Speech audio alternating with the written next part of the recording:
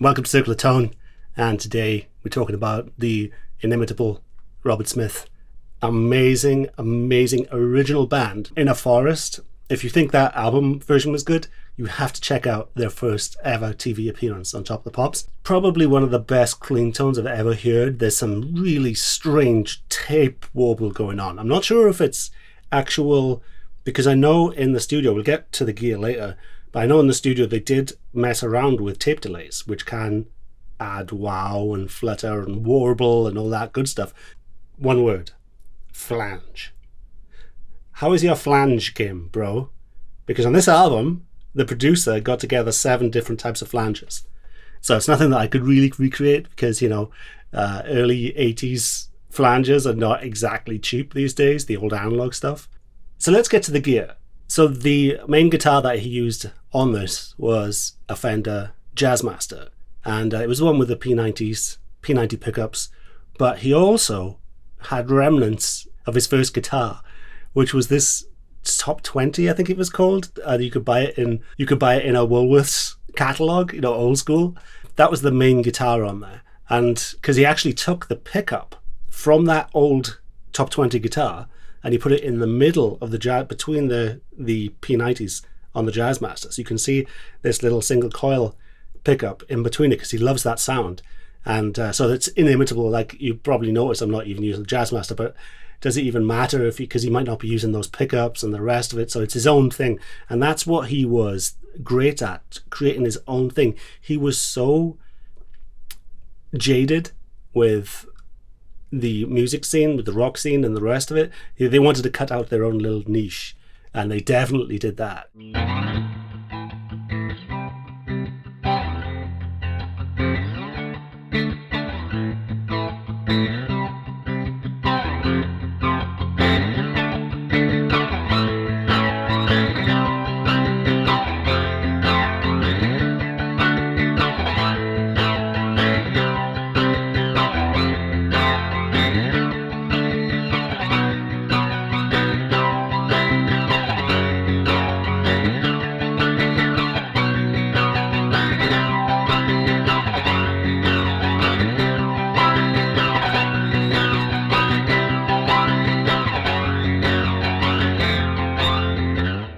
And his main amp at the time was the Roland Jazz Chorus, the JC120. And that's what I used there. Like, mine's a really old one as well. And thanks to Nick from the Circular Tone Facebook group, a good friend now. And he also lent me the microphones. So let's talk about what I mic'd it up with. I matched the producer's specs exactly. And I actually broke one of my SM57s in this process. But it's 2 SM57s close mic'd, and about 3 feet away there is a U47, a Neumann U47 microphone. And I did the same thing. My Neumann is a copy, but again from Nick, thanks man. But it sounds amazing, and it's such an icy, cold, clean, sterile sound, you know, because when you put the jazz chorus on the jazz chorus, it's kind of a subtle little shifting that goes on, and the main warp of their sound on that album was all from flanges.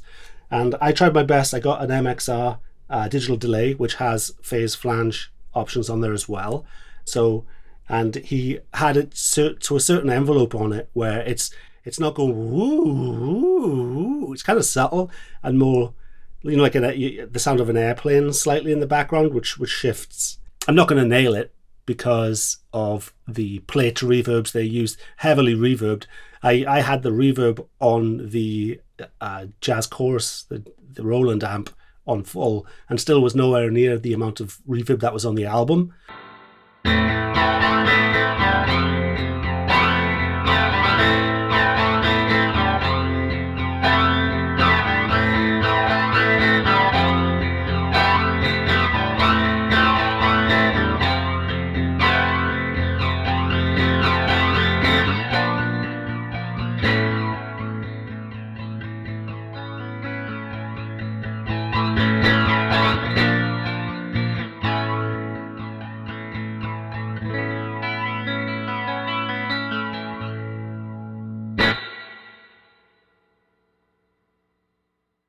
And the funny thing is, Robert Smith he'd like the Boss pedals because of the colours. And I was like, because of the colours? And then it dawned on me, it's because when you're on stage, you can identify with them by the type of colour they were. You know, like this was a purple one, this was a red one, this is a green one. And then so you don't have to squint at it just to make out chorus on a dark stage. You know, you kind of can make out which is which. So that makes sense. Plus, those pedals back in that period were just so beautifully analog, and I love it. And you know, Prince used a lot of them on Purple Rain, so they're legit pedals.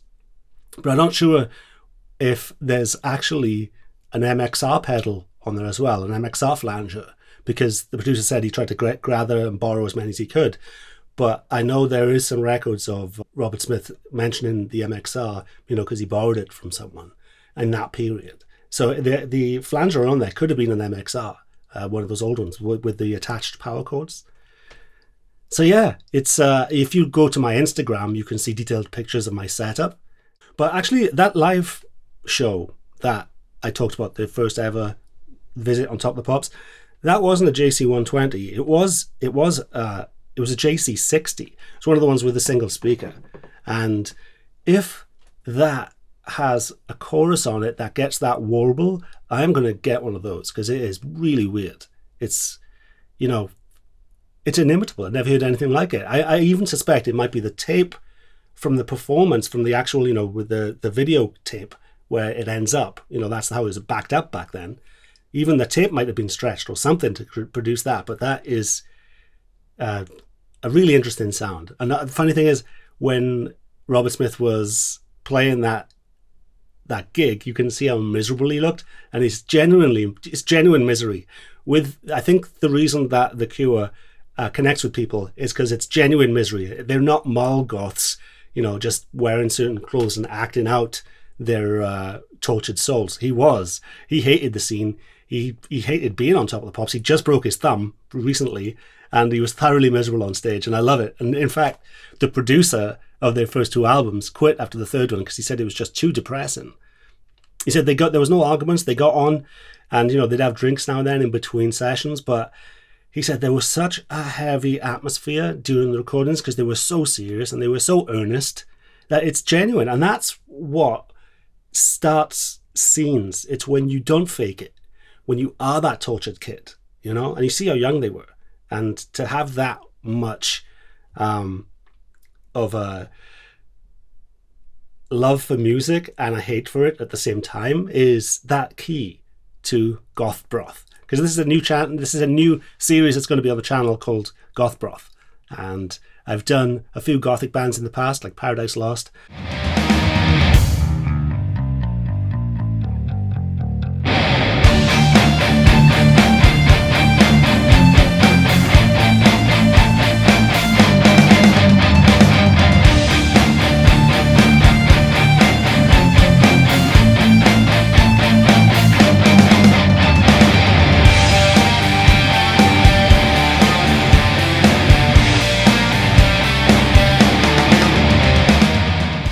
And My Dying Bride.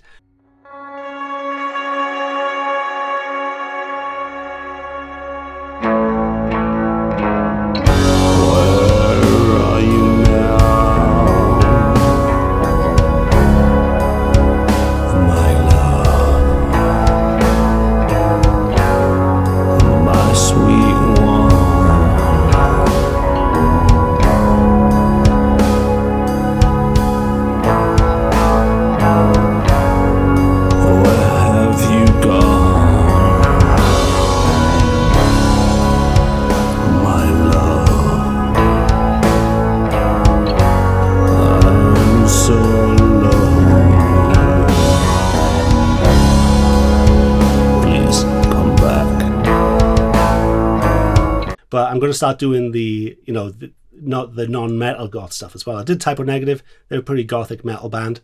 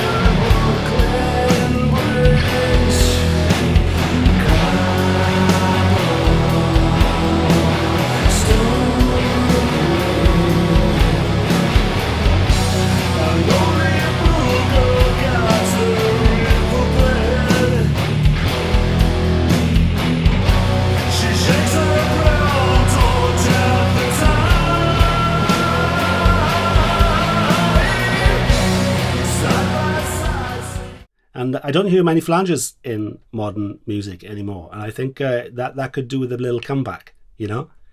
Especially, I think a flanger works well in modern production because I keep saying, you know, things like VST stay within certain frequencies and the rest of it. And a flanger will help you get a little bit of movement in the music, you know, like tape.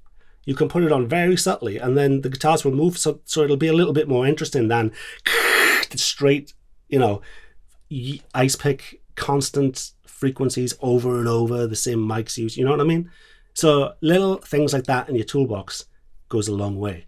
And those MXR, the vintage MXRs, aren't that expensive. They're like 150 bucks. I know that sounds bad, but a new one is just a little bit less, perhaps the same even. So get the vintage ones and listen to that analog goodness. Before I let you go, I just want you to watch another performance of that song, which is in like a huge French festival. And Robert Palmer, apparently, all their roadies and the management were really pushing them because they'd run over slightly over the time. You can hear Robert Smith on the last song going, and he sounds so young and he sounds so pissy. This is the final song because we're not allowed to carry on anymore because everybody wants to see Robert Palmer, I think. It's called A Forest. Robert Palmer apparently wants us to get off stage. So they ran a little bit longer on that song, just, you know, for the punk rock aspect of it. And then straight afterwards, Robert Palmer, all the roadies actually threw their amps off stage. Fucking punk. I love it. So there's a lot of punk influence. There's a lot of, you know, they were at the forefront really of the synth wave. You know, there was heavy synths on The Forest, and the intro was a small Roland analog keyboard, and it sounds amazing. So I was like, this is especially on the live Top of the Pops. It just sounds ridiculously analog. And then so I went online to try and find them, and they were $1,000. Like, god damn it! I was hoping like they'd be one of these little secrets, you know. But what can you do? So thanks to the guys from the Facebook group. So if you just search Circle of Tone on Facebook, come and join us, share your music, tell us how you captured it, that type of thing. And we're almost 2,000 strong now. So good lot of chaps there, lots of good topics, and we have some laughs there as well. And also thanks to my patrons of Tone. I haven't had a patron since the last video. And like we say, I'm going to hold this over you. I will not trim my strings. This is my reverb tank. I will not trim these on any of my guitars until we reach 100 patrons. So you keep people complaining about my string-a-dings, my reverb tank. You know what to do. Just go to the description and you can donate. Or if you just want to throw me some money via PayPal, that keeps these speakers flapping. Any suggestions you have for any future Gothic bands that you want me to cover? We've discussed things like the Smiths. Some of their guitar sounds are so original and so unobtainium that they're kind of impossible on some of them. But maybe there's a few key songs that I can cover with them. But yeah, Sisters of Mercy, all sorts of stuff that we can get into the Goth Broth. All right, chaps, you've been great. In the description is a list of their other gear as well from various eras. And also, like I say, check out my Instagram for my mic positions and settings. See you next time. Circle of Tone.